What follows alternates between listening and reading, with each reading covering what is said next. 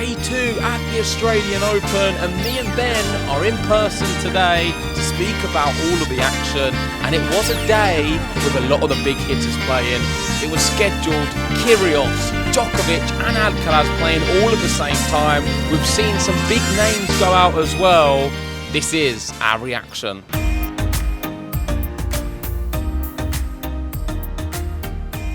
That's right, day 2 in the books, and what a day 2 it was. It seemed like day 1, it was sort of a damp one. Day 2 was hot, and it had all of the big hitters playing. We had the likes of Novak Djokovic coming back. We had Alcaraz there, Kyrgios, Iga, Coco. I mean, there was just so many players, it was hard to know where to look.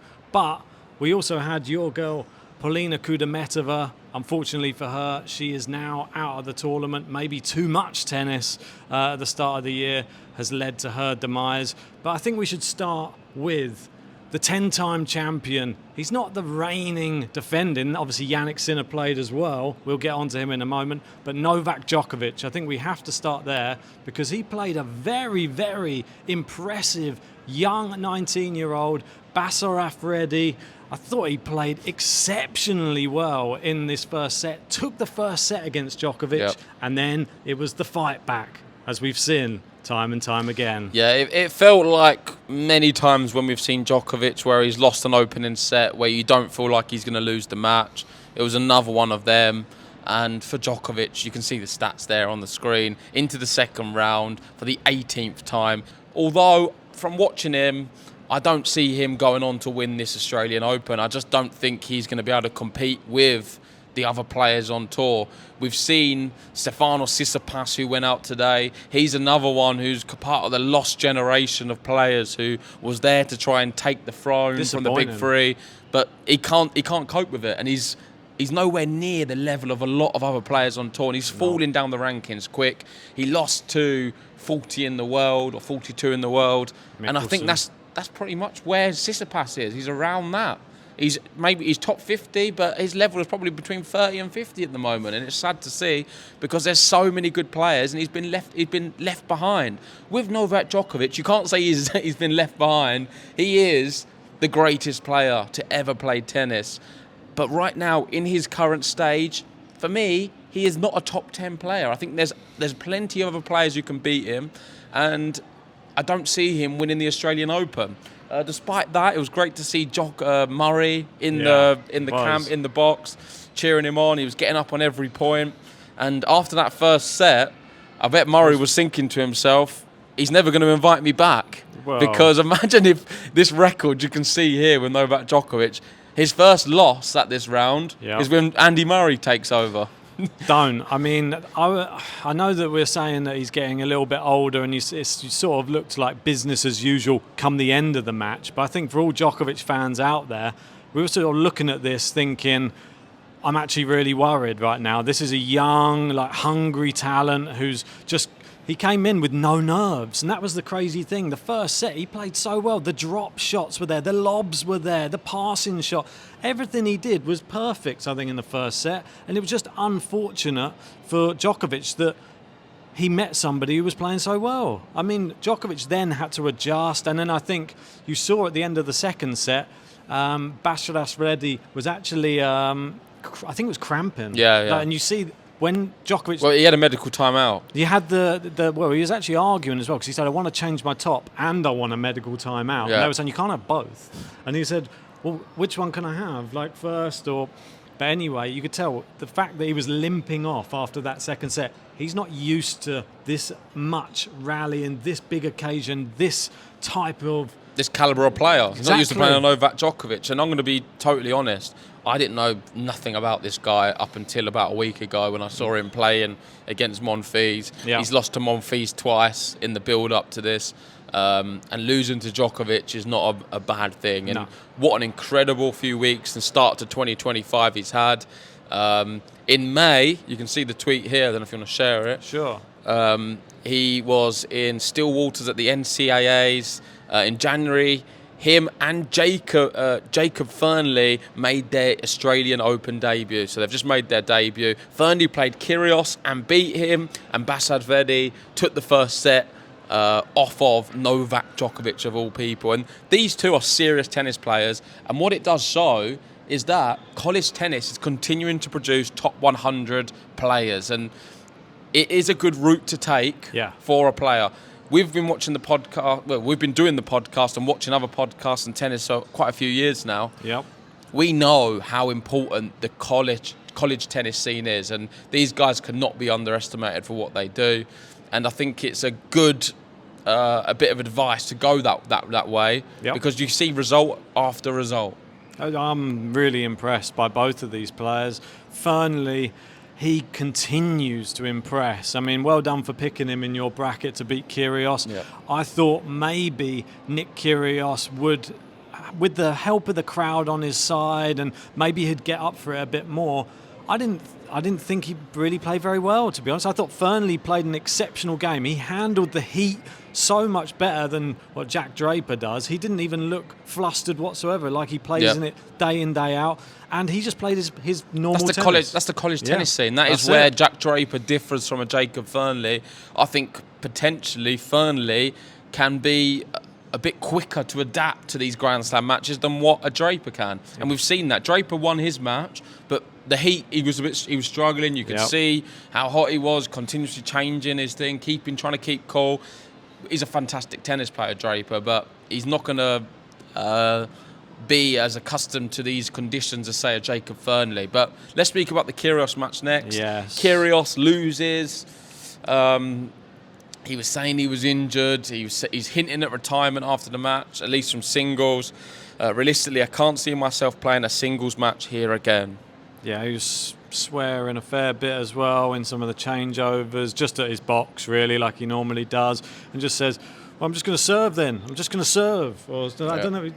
He didn't have any answers. No. He had one set point, which came at the back end of the third set, when you thought maybe there's a light. He didn't deserve to win. He never deserved to win that match. Near deserved to win. Jacob Fernley, much the better tennis player, and the crowd. Bear in mind, Fernley had the whole crowd against him, and he had Kyrgios against him, and he was smiling. He had a net cord which went his way, and he just turned, and the crowd booed, and he smirked and had a little laugh to himself.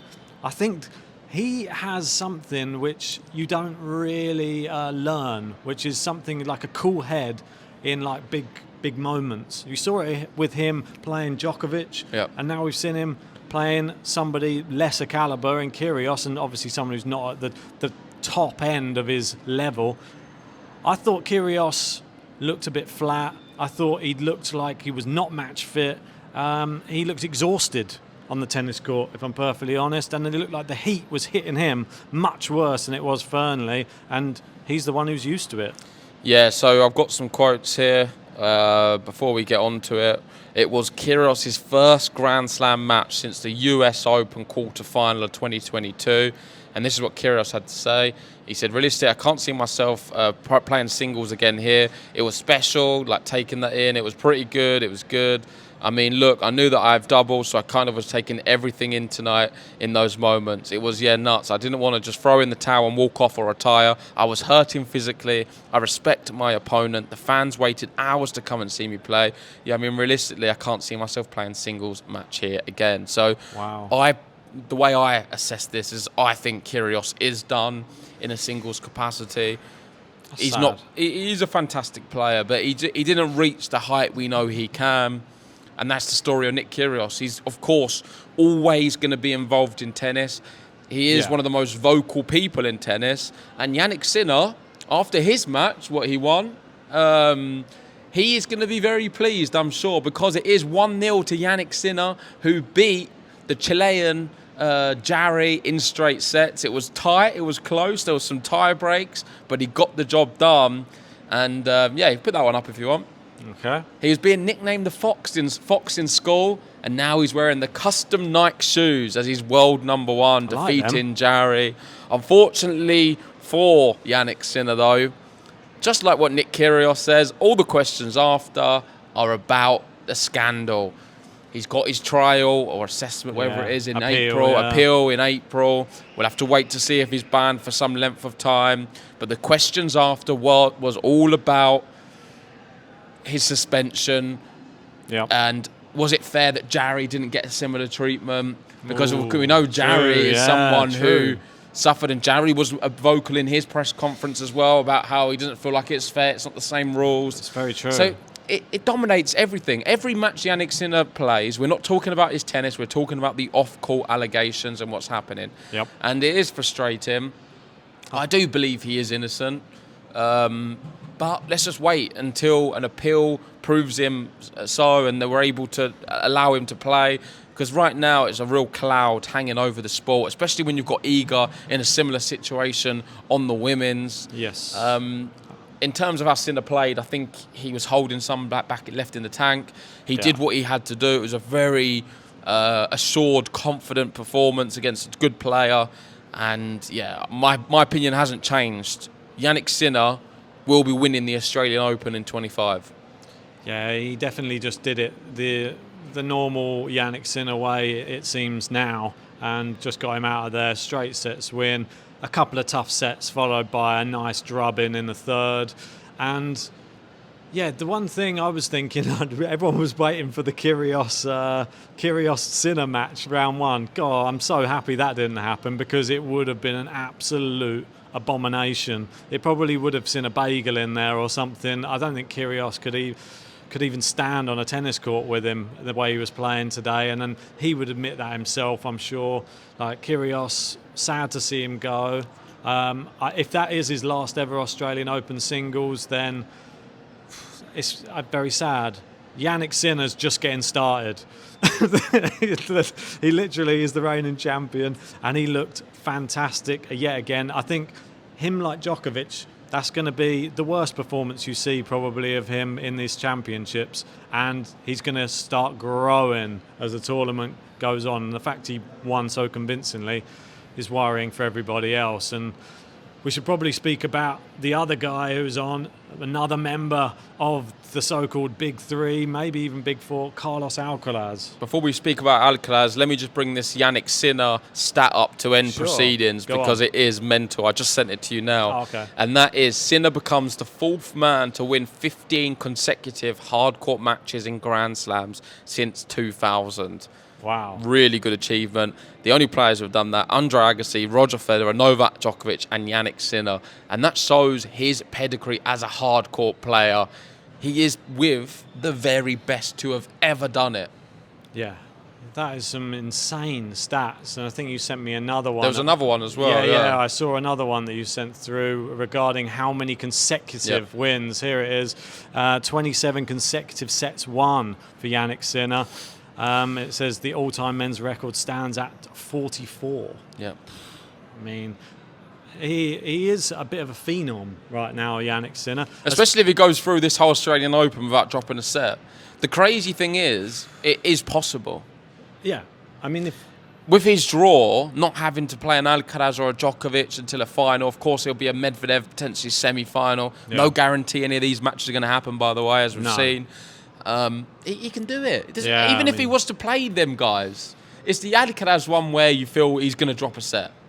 I'll be surprised if he beats an Alcaraz in straight sets, but he may not have to play Alcaraz because there's no certainty Alcaraz will make a final. Yeah, I mean, he may not have to play Medvedev. I mean, Medvedev's going to have to do his very best to try and get through this draw and try and meet Jannik Sinner. Should Jannik Sinner get there, we all expect Jannik Sinner to make the last four just based upon his level. I just think it's very difficult to win a set against him. If you go to a tie-break, as proven in this last round, he will win those. He's like the tie-break master, Jannik Sinner. So it's no good even if you manage to hold your serve for a whole entire set, because he will match you and then he will be a cool head in a tie-break.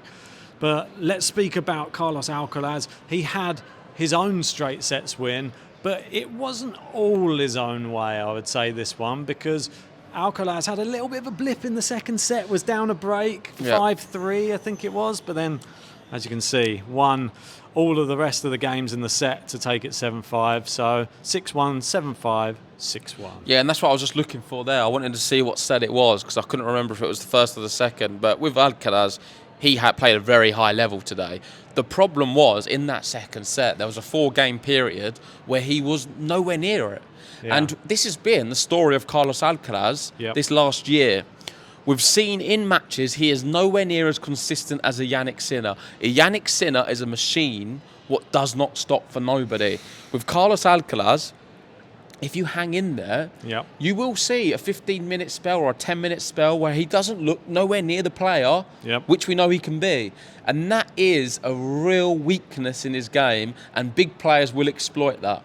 However, in a Grand Slam, you've got plenty of opportunities. And if you only have a 15-minute wobble, you're probably still going to be okay if you can produce the level which Alcaraz then produces for the other 2 hours. Yeah. And what a player. I mean, he's so good. He is generally amazing. And it's crazy to think that he's not world number one and the guy who's winning all the slams right now. And that is credit to the likes of Djokovic and Sinner and these other guys that they're, or Zverev too, that they're so close to him because he's an absolute phenomenon.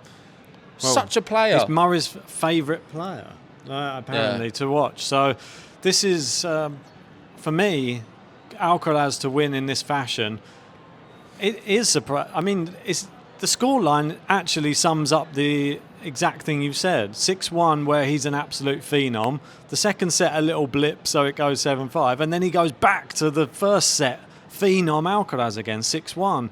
And I think that he will be number one again at some point. I think that for me, is a given. I know it's going to be tough, and he's going to have other people fighting it out with him, but his quality is just so high at such a young age that give him another 3 years, then he's going to probably be even better, and he will have shored up even more of his game. I mean, I'm just excited to see him deeper in this tournament because I know it's been sort of his weakest slam. If he's able to get to like a final like you've predicted in this slam, like he's a threat everywhere then. Every slam he's a threat. Oh no, we know that for sure. Because the fast surfaces, that can't be new to you though, no, Ben. but he doesn't. Can't be new to you that he's a threat in every slam. No, but he said is Wimbledon not a fast surface? It's it's the slippiest surface. No, but fastest hard court. That's why he said he doesn't like the indoor hard courts as well. Paris and the Australian ATP Open. finals. He's been trying his best to try and learn the fast hard courts, but it's sort of the last thing on the list for him to tick off. But he gets better every year, and no doubt, like some of the players who were bad on clay at the start of their career and then end up becoming maybe even slam champions on clay, I think he's going to do the same on fast hard courts. You'll see him really excel, and he'll have at least one Australian Open at some point. Yeah, as much as I'm saying Sinner's going to win the Australian Open, my heart still does want Carlos Alcaraz. And there's that little bit inside of me where I want to see the Spanish flag still flying in the ceremony for these slams. I think I know why. For Rafael Nadal. Why? Go on. I think because he's like Rafa in the way that he sort of wears his emotions on his sleeve on a tennis court. You know when he's feeling emotional. You see it. And with Sinner, you don't. And I don't think you resonate maybe so much with it because you don't. The colder. Yeah, because he's more robotic in the way he does everything. He's a cool head. But you don't like a cool head. You like... I wouldn't say Djokovic is a cool head, by the way, if you're alluding to that. No, I'm saying that... Because Djokovic doesn't... He always shows his emotion. No, but I'm not saying... So why am I not a massive Djokovic fan? Nah, but it's not an emotional, I mean, like, as in, he could probably make you tear up or something. I reckon Nadal Nadal could do it. I think Alcaraz can do it to you as well. Well, Nadal had you in tears for a few times as well. But I think he has that... There's sort of like a warmth to him that comes through when he's playing. There's a cheeky smile. He has... like the agility of just like an amazing sort of gymnast or something. It's crazy what he does.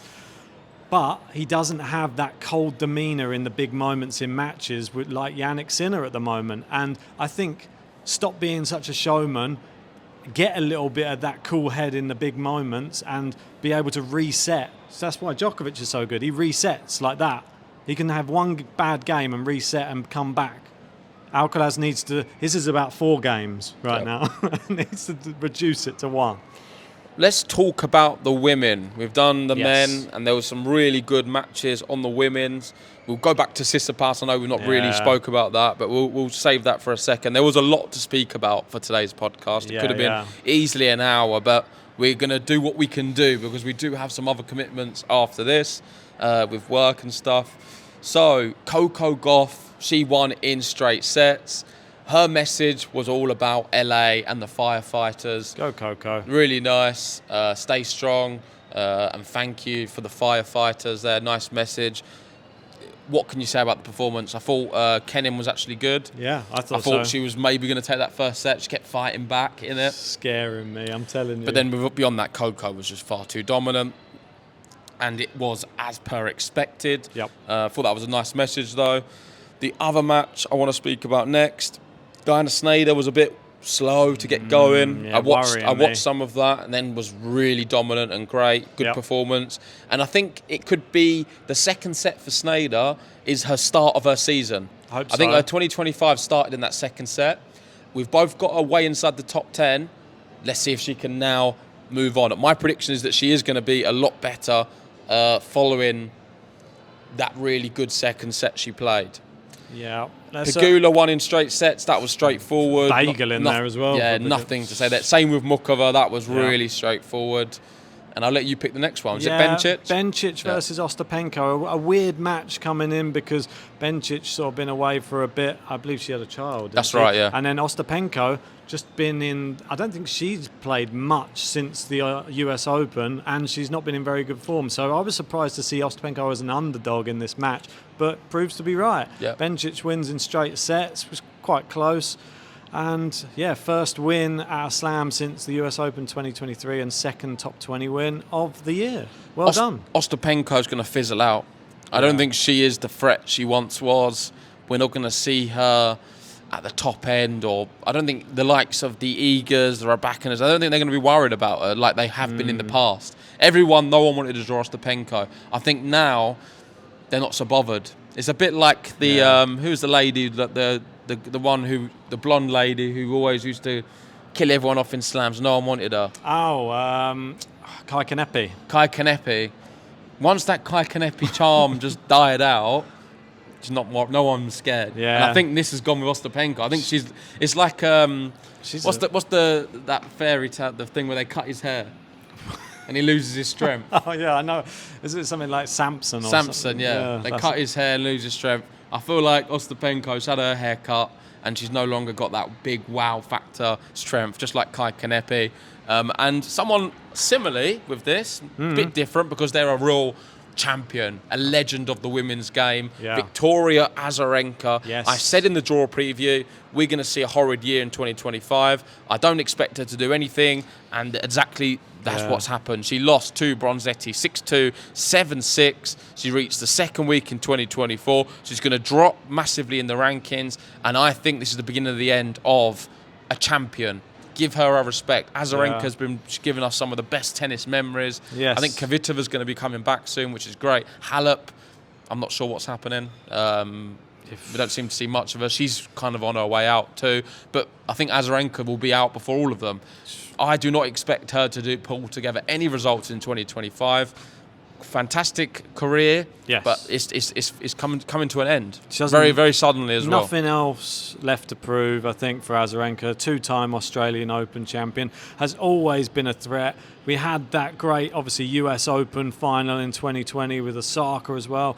More recently, I think she made, Indian Wells final, and that was an incredible final she was in. So she's given us even recent memories of how great she is. But now, I don't think she needs to prove anything anymore. If she wanted to pack it up right now, we'd all say, thank you very much. You're in the Hall of Fame. You're a legend.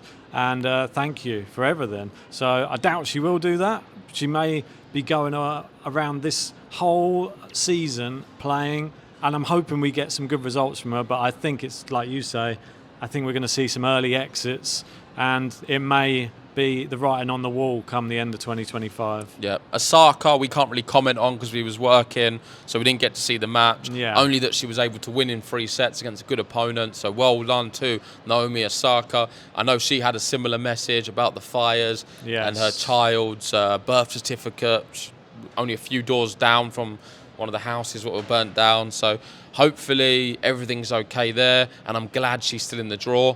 But let's move back to the men's, and then we'll go. I know I'm scattering around a bit, all right. but we'll go to the men's, speak about Stefanos Tsitsipas. It is a big story of the day. I did touch on it early on in this episode, but it's another loss for him. Yes. Another loss for him at a slam, and he didn't look bothered. Didn't look bothered at all. I watched the match, both wearing red. Yeah. Credit to Mickelson. I think his style is awkward for a Tsitsipas, but it's the same problems with Tsitsipas. Yep. They've just been amplified. I mean, the backhand return's terrible, not good enough. And I do have a tweet, Ben, from, I think I sent it to you right at the beginning. It's what he said. So let's have a read. It's a very long one. So he said, when I came around in 2018, the game was very different to what it is now. It wasn't as physical. I've had wins over Novak, and I felt like I played well. I didn't have to kind of exceed the most extreme version of myself in that particular match. I remember it quite fondly and intensely. The game has shifted more towards a physical game, and I feel like the margins have become smaller, meaning you've not got as many free points. I feel like innovation has stepped in and allowed players to serve even bigger than before. I definitely put emphasis on that. When I played years ago, I felt like it was less powerful in general, the game. It was still physical, but it was not as big as it is now. So I do feel like the power has taken over, meaning that everyone can hit hard now. You just have to be precise as well. Combine those two and you have the ultimate player. Yeah. He just don't feel like he's got the necessary power to be able to compete with some of these other players, and that is exactly what's happening. We're seeing it play out in front of our eyes. Stefanos Tsitsipas is not going to win a Grand Slam ever. I don't see him coming close anymore. We've seen him in finals recently even, but it's passed him by, unfortunately. And it was really sad to see his whole demeanour as well as he was losing. Well, I think it was an acceptance. The fact that he said that in that press conference, I think he's hit the nail on the head of what I was thinking, which is he hasn't improved. Everybody else is improving. He is in decline based upon like the current tennis in its current state. I think that his best tennis is on a clay court. That's because it's slower. Yep. And the fast surfaces, he's not at the races at all. Australia used to be one of his best tournaments. You used to say second home. Oh, he was great there. Now, not really good at all. And it's just very, very sad that Stefanos Tsitsipas, I mean, we didn't put him in our top 10 for a reason. Well, it was right to. Because I don't think the passion to be able to learn how to make the improvements in your game to be able to become that next level again, I don't think the passion's there for it. No. And I think, unfortunately for him, his family, his team, maybe he needs somebody else to come in who's going to shake him up and really just give him give him a slap. Say, come on, Steph, sort it out. Because if you don't want to do this, you might as well go the Kyrgios route and just stop playing as well. Interested to see how Badoza gets on. Well, We'll wait and see. I think, has she played yet? I'm not sure. Well, I don't think she has. No, I know she did. She won her first round match. Yeah, so she won yesterday. Straight sets. So I think she shows a lot more fight, I think, in her matches, and I think she has a lot more belief in herself. She is, on the women's game, very powerful as well. Yep. So I think that really helps her as a mainstayer around the top of the sport in the women's, because there's not as many that can hit quite as hard as her. Yeah, the last thing I want to speak about, the last few things, we can do this one, go on. And that is Amanda Anisimova. She is a brunette now. So new year, who is it? It is Amanda Anisimova. So if you don't recognise this lady, that's who she is now. So that's just one. And then the next few things I wanted to speak about was Grigor Dimitrov, another retirement. There's been quite a few of them from him.